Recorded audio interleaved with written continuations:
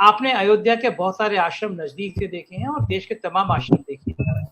क्यों होता है संतों के साथ ऐसा कि जो जिनसे उम्मीद की जाती है वो पूरे दुनिया को रास्ता दिखाएंगे, उन्हीं के आचरण ऐसे हो जाते हैं कि लोग सवाल उठाने लगते हैं पूरे संत समाज में।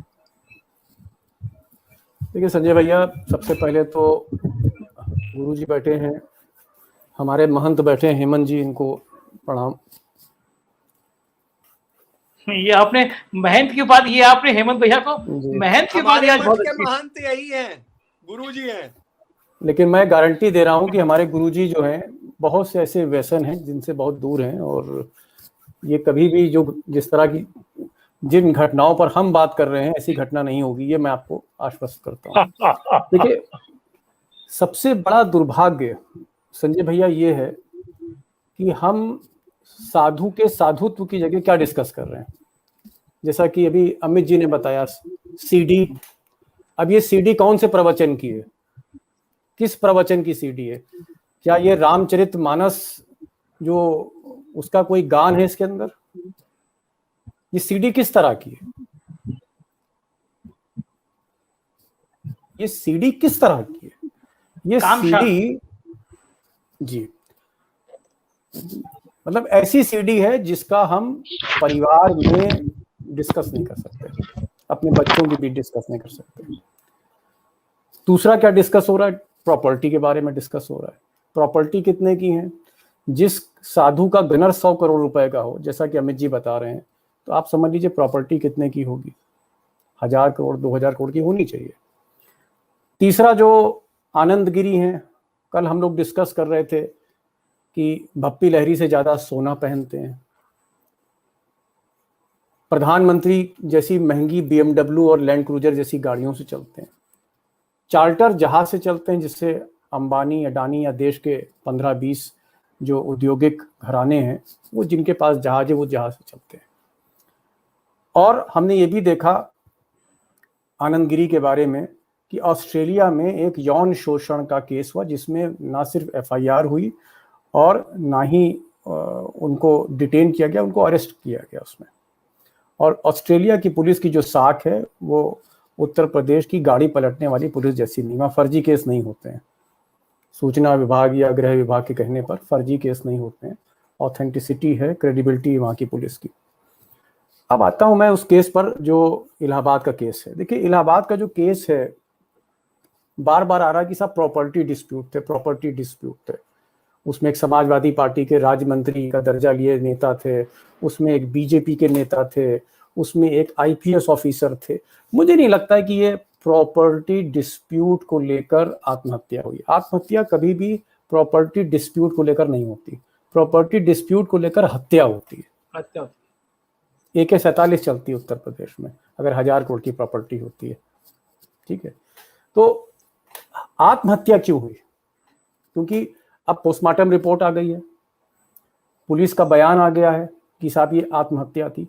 आत्महत्या या तो आदमी बहुत डिप्रेशन में हो, अक्यूट डिप्रेशन में हो, तो महंत जी बिल्कुल भी अक्यूट डिप्रेशन में नहीं थे, क्योंकि वो जिस दिन उनकी के साथ ये घटना हुई है उससे 3 घंटे पहले तक वो बातचीत कर रहे थे, कुछ लोगों से भी मिले थे। और उससे पहले भी 2 दिन पहले जब एक बहुत नामी गिरामी पत्रकार राहुल कंवल और मौर्य जी, केशव प्रसाद मौर्य जी, 3 दिन पहले उनसे मिले थे, तो ही वॉज वेरी नॉर्मल। तो एक इसका मतलब ये है कि वो किसी डिप्रेशन में नहीं थे, जिस तरह का डिप्रेशन में सुशांत सिंह राजपूत थे, या इस तरह का जो आत्महत्या करते हैं वो लोग इस तरह के एक अवसाद में रहते हैं। तो अवसाद से ग्रसित नहीं थे। फिर क्या था? तो इस तरह की जो आत्महत्या होती, फिर उसके पीछे कारण क्या होता है? उसके पीछे कोई ऐसा कारण होता है जहां अचानक आपको लगे कि आपका सम्मान जो है चला गया, आपको ऐसा लगे कि कोई चीज सामने आ जाएगी और आपका पूरा का पूरा मठ दरक के गिर जाएगा। साधु का पूरा भेष जो नकाब है वो कोई ना कोई खींच लेगा, ऐसा वीडियो था वो। और इसको ब्लैकमेल कहते हैं। ब्लैकमेल का विक्टिम, देखिए एक चीज याद रखिएगा, जैसे रिश्वत देना और रिश्वत लेना दोनों ही वीक कैरेक्टर्स का एक फुटप्रिंट है। इसी तरह से ब्लैकमेलिंग, हमको कोई ब्लैकमेलिंग करे, मुझसे कोई कहे, मैं आज आपके चैनल में कह रहा हूं, मुझसे कोई बताए कि साहब फलाने होटल में, ताज होटल में दीपक जी आपकी सीडी बन गई है, मैं चैलेंज कर रहा हूं,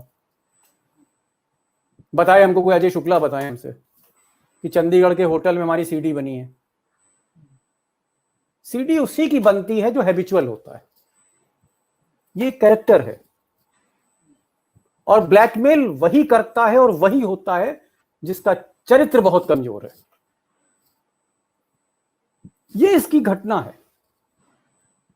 मैं अभी आज देख रहा था, मैंने कहा आपके प्रोग्राम में आने से पहले मेरा मठ का ज्ञान कम है, माफिया का तो ज्ञान है, मठ का कम है मेरा ज्ञान। तो मैंने सोचा कि थोड़ा सा पढूं, और मैंने एक बहुत ही हिस्टोरिक डॉक्यूमेंट है, उसमें से उसने कहा कि मठ में जो महंत है वही केयर टेकर है, और महंत में हमारे वेदों में 5 क्वालिटीज बताई गई। और मैं चाहूंगा जो हमारे गुरुजी बैठे हैं उन 5 क्वालिटीज पर ध्यान दें, और जो आपके ऑडियंस हैं।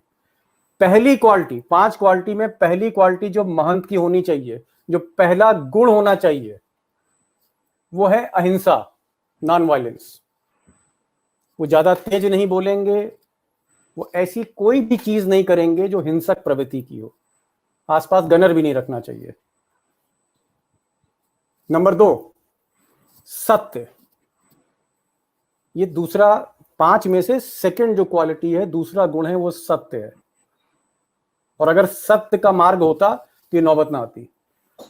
तीसरा है संपत्ति ना लेंगे, ना संपत्ति पर कोई नजर रखेंगे, ये तीसरा है।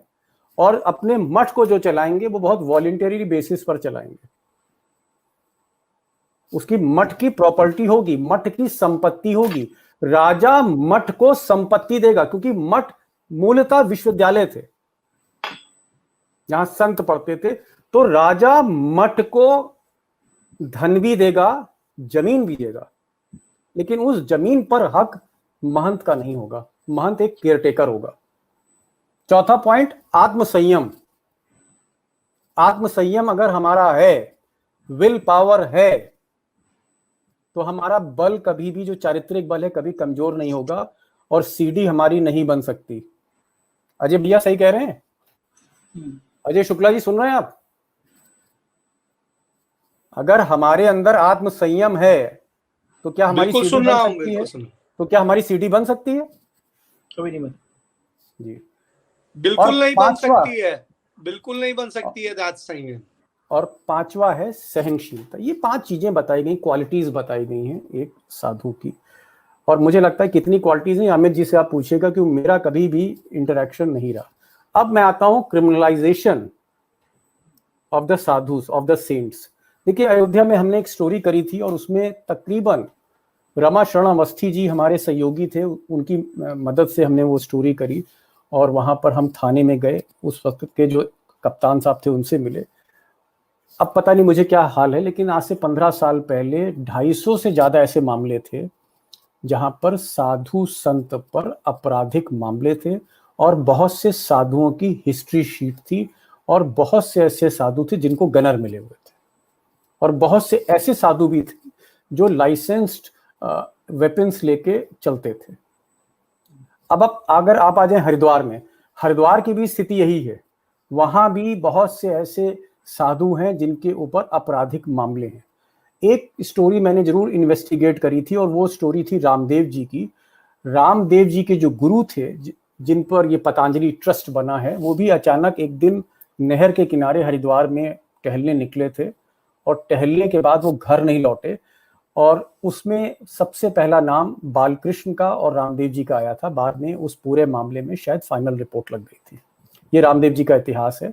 रामदेव जी पर किताब लिखी थी तो वो ऐसे ही घबरा गए थे, ऐसे ही व्याकुल हो गए थे, जो 2 दिन पहले हमारे श्रद्धेय महंत जी दी हुए थे। ये अलग बात है कि रामदेव जी को रिलीफ मिल गया था हाई कोर्ट से, और उस किताब के सर्कुलेशन पे प्रतिबंध लग गया था। उसमें रामदेव जी की पूरी जीवनी थी।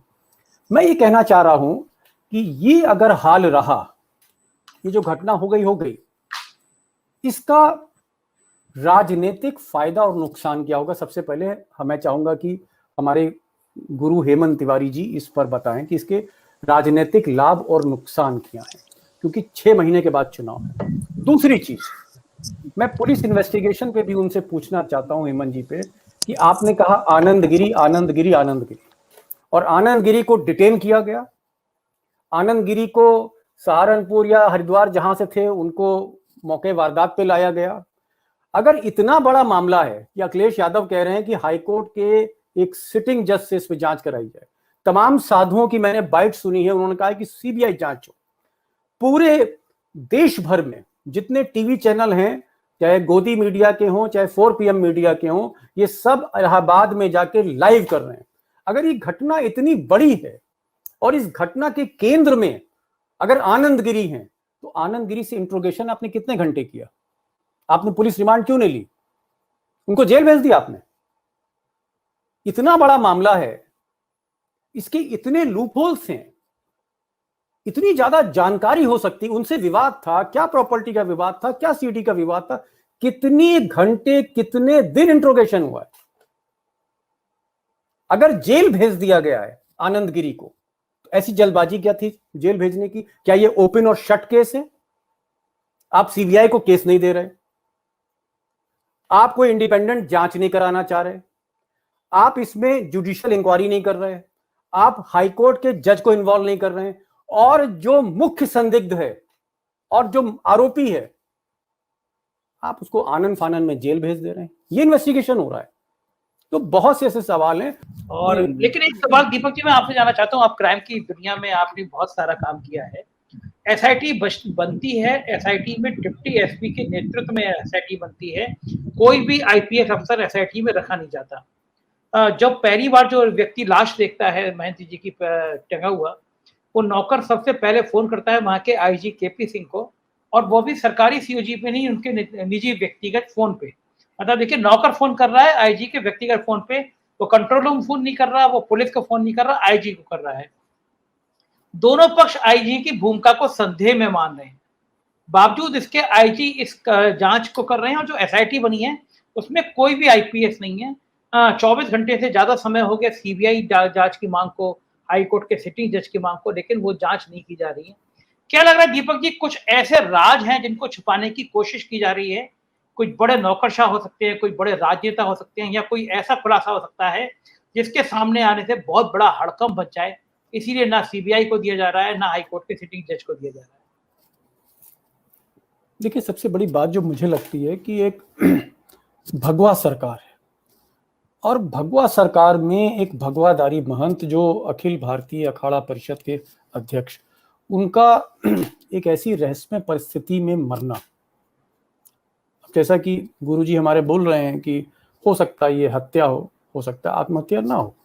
उन्होंने सवाल खड़े किए हैं कि वो उनकी राइटिंग जो थी, स्किल्स नहीं थी उनके पास, अच्छा लिख नहीं पाते थे, बहुत मुश्किल से दस्तखत करते थे, तो 8 पन्ने 9 पन्ने की चिट्ठी आदमी कैसे लिख देगा, और इतनी जल्दी सारी बातें कैसे लिख देगा? और अगर आप उनकी चिट्ठी देखें तो वो वसीयत भी है, वो एक तरह की एफआईआर भी है, उसमें कुछ एडमिनिस्ट्रेटिव डायरेक्शंस भी दे रखे हैं।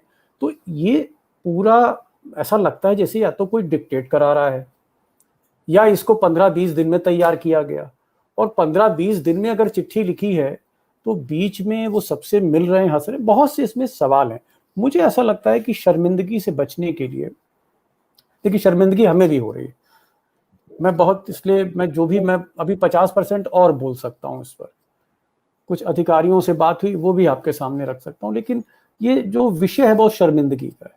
सुबह शाम हम लोग भी पूजा करते हैं, और एक बहुत ही ऐसे परिवार से हम आते हैं जहाँ सुबह शाम पूजा होती है, पिताजी माताजी सब लेके, तो ये बहुत मतलब अच्छी बात, मतलब मुझे सीडी पर डिस्कस करना, और वो सीडी किस तरह की उस पर डिस्कस करना, ब्लैकमेलिंग पे डिस्कस करना, प्रॉपर्टी डिस्प्यूट पे डिस्कस करना, करोड़ों की संपत्ति थी उसमें दीवानी मुकदमे चल रहे थे, ये सारी चीजें एक साधु को लेकर जो है डिस्कस करने में बड़ी पीड़ा होती है, बहुत पीड़ा होती है।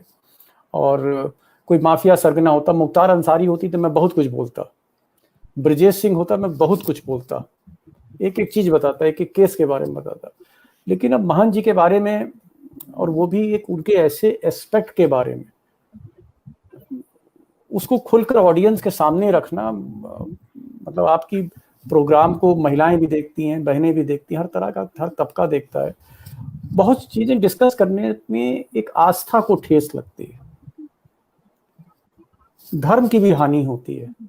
और मुझे तो ऐसा लगता है कि एक जमाना था, और वो जमाना बहुत दूर नहीं था, हमारे बचपन का ही जमाना था, जब हम इंसानों में साधु ढूंढते थे, हम आदमियों में साधु ढूंढते थे। अब मुझे लग रहा है कि 3-4 दशक में ऐसा जमाना आ गया है कि साधु में साधु ढूंढना पड़ रहा है। ये समाज कहाँ जा रहा है? तो बेहतर यही होगा, मुझे लगता है योगी जी भी एक समझदार आदमी है, मोदी जी भी समझदार आदमी, उन्होंने सोचा होगा भाई ठीक है, आत्महत्या हो गई, इन्वेस्टिगेशन हो गया, अब इसको खत्म करिए। रोज रोज इस पे रनिंग कमेंट्री करना, रोज रोज कैमरा लेके खड़े हो जाना। देखिए जो मठ है 300 साल पुराना मठ है, 3 सदियां बीत गई उसकी, और आज हम एक ऐसे कालखंड में आ गए जहां जो भी एग्जिस्टिंग महंत थे उनकी बहुत निजी जीवन में हम जा रहे हैं। मुझे लगता है गलती एक ही हुई है महंत जी से, एक गलत आदमी को जब आपने एंट्री दे दी। महंत को हमेशा देखना चाहिए कि उसके सामने संत कौन। अगर गुरु जी दीपक शर्मा को ट्रेन करते हैं, अजय शुक्ला को ट्रेन करते हैं, तो हम लोग गुरु जी का हमेशा पैर दबाएंगे। लेकिन अगर गलत दीपक शर्मा इन्होंने ट्रेन कर दिया तो पैर के साथ गला दबा देगा इनका एक दिन। तो मुझे लगता है कि जिस तरह से उन्होंने इनको सेलेक्ट किया, स्पॉट किया, और बाद में उनको एहसास हुआ कि आदमी हमने गलत रख लिया है, और तब उसको निकाला गया।